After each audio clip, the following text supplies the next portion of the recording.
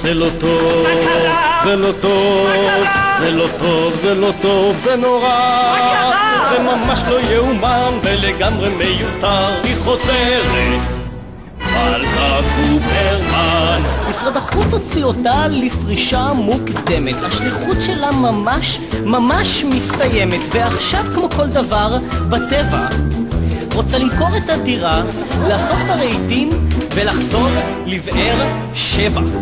זה לא טוב, זה לא טוב, זה לא טוב, זה לא טוב, זה נורא.